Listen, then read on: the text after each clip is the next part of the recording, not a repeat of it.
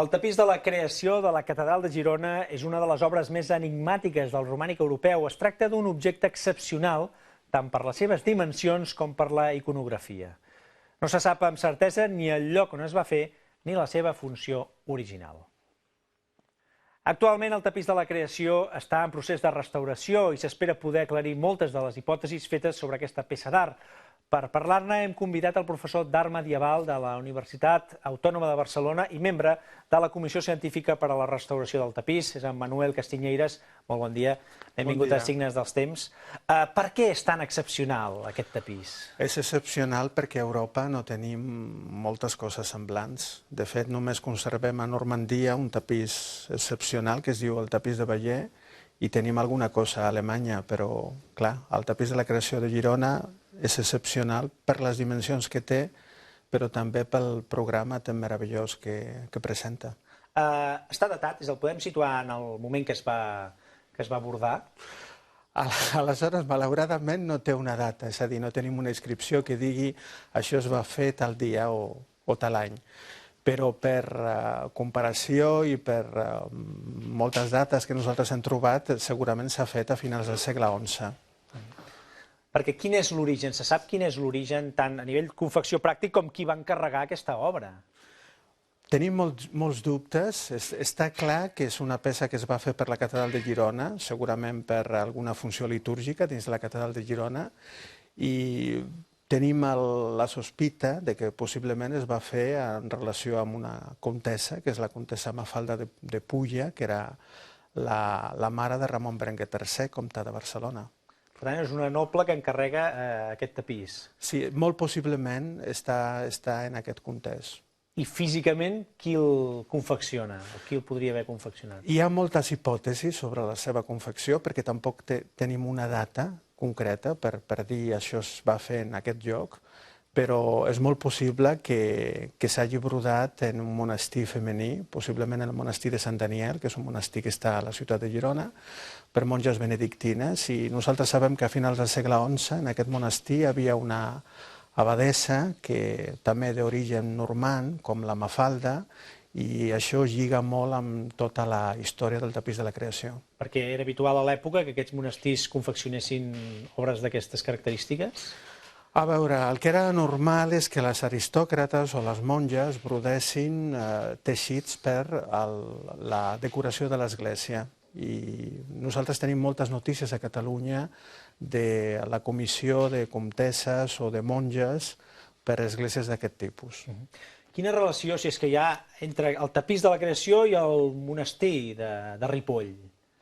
A veure, el misteri aquí és que una cosa és qui va fer, diguem, la cosa material de fer el brodat i una altra cosa és que algú ha fet un disseny, va fer un disseny. Clar, el tapís és una obra molt complexa, amb una iconografia que el qui va fer aquesta iconografia era una persona que sabia molt d'iconografia cristiana, d'iconografia religiosa. I aleshores hem trobat moltes similituds entre els manuscrits de Ripoll i el tapís de la creació. I aleshores és molt possible que la persona que hagi fet el disseny hagi pogut veure coses de la biblioteca de Ripoll. És molt probable. Se l'anomena tapís de la creació, però de fet no és un tapís en el sentit estricte, no? Sí, és veritat. En realitat és un brodat, és a dir, és una cosa que està brodada sobre una altra tela. És llana sobre llana, és un brodat de llana sobre llana. El que passa que el nom tapís s'ha deixat perquè normalment s'ha parlat sempre de tapís i normalment a Europa, també en altres llengües, es fa servir la paraula tapís, encara que després sabem que no hem de dir tapís, hem de dir brodat, no? Però és un brodat, no? Que era el més habitual en aquesta època, fer un brodat. El tapís és una tècnica, diguem, més tardana, com... Amb llana, fet amb llana sobre llana. Sí, llana sobre llana, que és una altra de les coses curioses del tapís de la creació, perquè normalment aquests brodats estaven fets o sobre seda o estaven fets amb lli, és a dir, amb materials, diguem, molt més nobles i molt més lleugers. I en aquest cas... Perquè la llana també pesa més. Pesa una mica més i a més és més gruixuda i té altres característiques, no? Deia, un encàrrec d'una noble per a la catedral, però per què? És a dir, se sap on estava col·locat, si estava permanentment col·locat, quin ús tenia aquest tapís o aquest brodat? No sabem res. L'única cosa que sabem és que quan al segle XVI ve Carles V d'Espanya, ell demana veure el tapís de la creació i no sabem on estava col·locat. És molt possible, i nosaltres tenim un document al segle XI, que tots aquests tapissos i tots aquests brodats estiguessin guardats en una mena d'arca i que aquest material s'utilitzés per festivitats importants, la festivitat de la Santa Creu o en festivitats importants de la Catedral de Girona. De totes maneres, jo penso que ara amb la restauració ha sortit el tema de l'Hèrcules, que el tapís de la creació és una obra encarregada amb una funció molt concreta, que seria possiblement la presa de poder de Ramon Berenguer III en el context de finals del segle XI, perquè hi ha moltes dades que semblen que van en aquesta direcció. Es parla de molts interrogants, certament, aquest enigma que envolta. No sé, costa entendre que un tapís d'aquestes dimensions, d'aquesta magnitud, conservat en una catedral, que hi ha uns canonges, teòricament un lloc on es pot tenir constància, no hi ha documents, arxiu catedralici que permeti saber què va passar amb aquest tapís? Des de fa anys molta gent ha intentat esbrinar, diguem, aquest misteri. Jo puc dir que m'he mirat tot el que hi havia a la Catedral de Girona i en altres arxius de Girona per veure si podia trobar alguna notícia concreta i l'única cosa que hem trobat és alguna notícia que a finals del segle XI la Mafalda fa una donació a Sant Daniel en relació a la catedral i és aquí, a partir d'aquí, que jo he pogut elaborar aquesta teoria de que amb probabilitat Sant Daniel va ser el lloc de la confecció, o almenys no tant, és a dir, segurament el suport s'ha comprat, però després el que és el brodat, a partir d'un disseny, s'ha fet a Catalunya en un lloc com Sant Daniel, probablement. Deia que s'exposava en celebracions importants, com Pasqua o la festivitat de la Vera Creu, però com a catifa. Per tant, té la teoria que anava a terra, diguem. És una hipòtesi, també. Això és una altra hipòtesi, perquè sempre s'havia dit que aquesta obra s'havia fet per penjar, no? I podria ser que s'hi hagués fet per penjar. El problema és on es penja, perquè estem parlant d'una peça que tindria més de 5 metres. Aleshores, on la penjaríem? Perquè això s'ha de penjar en algun lloc.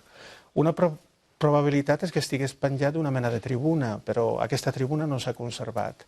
De totes maneres, per el fet que sigui llana sobre llana i també pel fet de la mateixa iconografia, que sembla en realitat una catifa per posar en algun lloc, la funció original molt probablement va ser aquesta, de posar en un dia especial, no per trepitjar-la, però sí com una cosa especial per un moment especial de la litúrgia. I, de fet, hem trobat altres catifes d'aquest tipus a Europa, concretament a Alemanya, es conserven en Saxònia, es conserven catifes que es posaven el dia de la Pasqua, i era com la celebració especial d'aquest dia i, de fet, el tapís de la creació celebra la creació i celebra l'obra divina de la creació i és el dia on es celebrava, que era el Dissabte Sant. Parlem del que representa. Hem parlat una mica dels orígens d'aquestes hipòtesis, però el que tenim, és el tapís que ens ha arribat d'aquests 1000 anys, barreja elements bíblics amb elements profans, amb una complexitat, com vostè deia, d'algú que realment dominava l'encàrrec. Comencem pel tema central, que és el que dona nom, el tema de la creació. Com està representat en el tapís? És que, en realitat, el nom tapís de la creació és el que realment li dona sentit a aquesta peça, perquè el que mostra és la creació de Déu, no?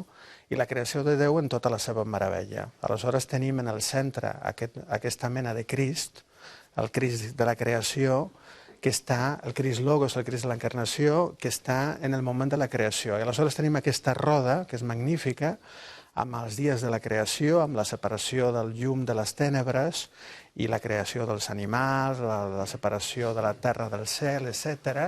I fins i tot tenim Adam posant nom als animals i la creació d'Eva.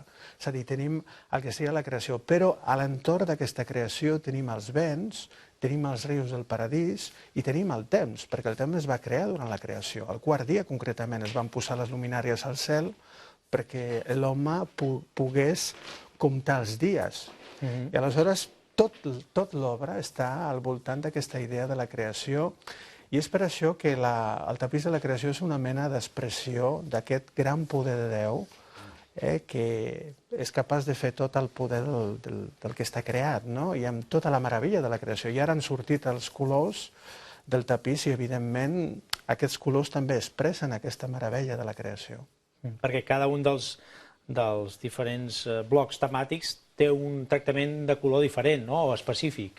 Sí, la cosa més interessant del tapís és que la base del tapís és una base porpra, no? És el color porpra, que el color porpra normalment està relacionat amb un color imperial del poder.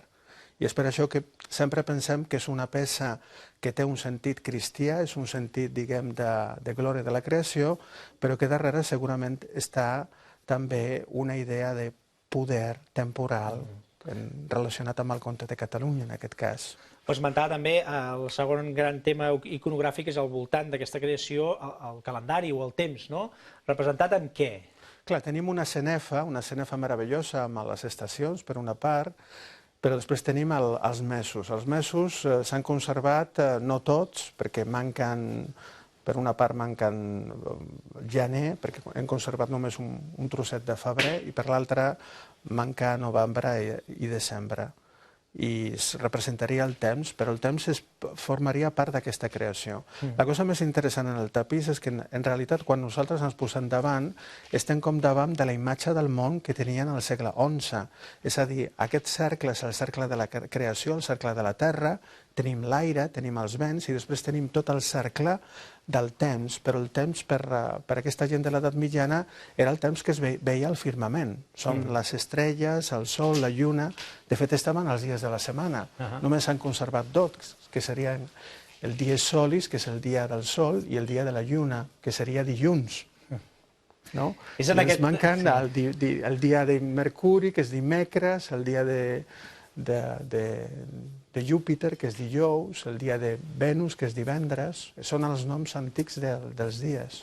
És en una part d'aquestes sanefes on hi ha hagut aquest petit descobriment d'un personatge que es pensava que era Abel, si no m'equivoco, que surt una inscripció com a Hèrcules. Aquest canvi, aquesta referència, com l'interpreta vostè? A veure, en el llibre ja està dit que segurament la imatge d'Abel està feta a partir d'una imatge d'Hèrcules.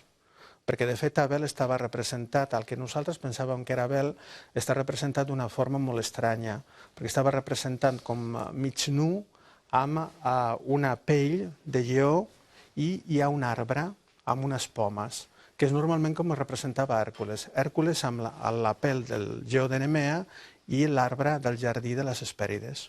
I aleshores ara ha sortit que és Hèrcules.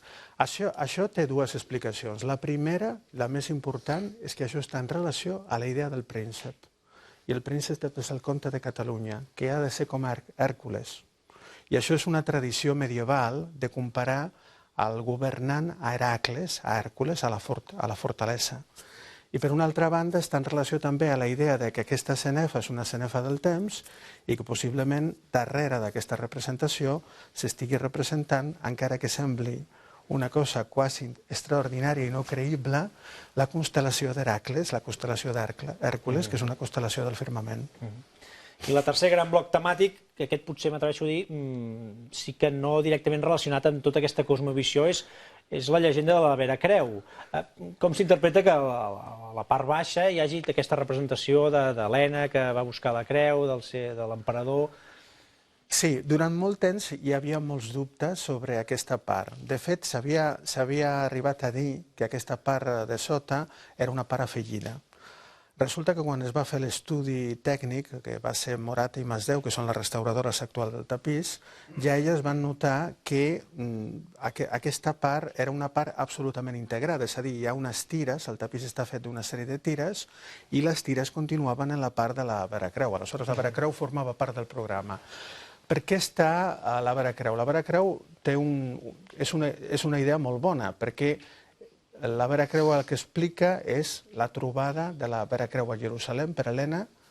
Jerusalem, Terra Santa, és el lloc de l'encarnació de Crist. Aleshores estaríem amb tota la història de la salvació, és a dir, la creació del món i el final d'aquesta història que seria l'encarnació del Logos a la Terra una altra vegada. No? Aleshores, jo penso que està molt relacionat amb la idea general.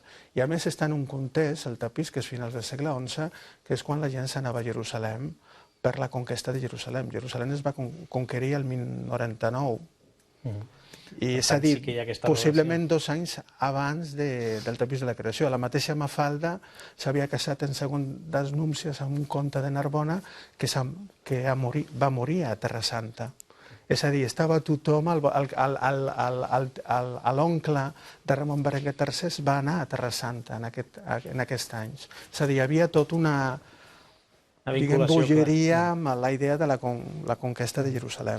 El tapís de la creació és actualment el Centre de Restauració de Béns Mobles de la Generalitat. La 5a vegada, em sembla, que es restaura, evidentment. Que nosaltres, que hi hagi constància. Que hi hagi constància seria la 5a vegada, sí. Acabem ja. Normalment aquesta obra es contempla el tresor de la Catedral de Girona. És on anirà per altra vegada i si s'adaptarà d'alguna manera a l'exposició. Quina previsió hi ha al voltant d'això? Bueno, el projecte és que la peça tornarà aviat, en 2 mesos, i la idea és que, clar, hi hagi una nova presentació que li doni més importància i la posi millor. I espero que tothom pugui anar a Girona d'aquí a uns mesos a poder contemplar aquesta meravella, que és el tapís de la creació, i que tothom hem d'estar orgullosos d'aquesta restauració i sobretot d'haver conservat una peça d'aquesta categoria. El tapís de la creació, moltes de les coses que ens comentava el professor Castiñeiras es recullen en aquest llibre, El tapís de la creació, un encàrrec del capítol de la Catedral de Girona va fer a Manuel Castiñeiras i que es va publicar fa uns mesos, que recull la història i una àmplia fotografies de tot aquest procés. Professor Castiñeiras, moltes gràcies per haver vingut avui a Cine als Temps per recordar-nos que a casa nostra tenim una meravella com aquesta que ara tornarà a guanyar llum pròximament amb aquesta restauració. Moltes gràcies. Moltes gràcies a vosaltres. Fins una altra. Fins una altra.